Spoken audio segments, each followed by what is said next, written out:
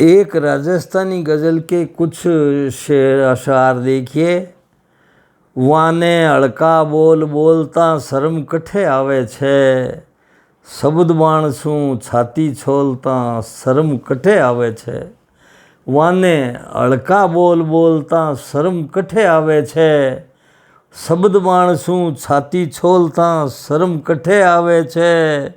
और तूंबे ज्यूं खारी बाता सूं रसनारो रस सूक्यो, तूंबे ज्यूं खारी बाता सूं रसनारो रस सूक्यो।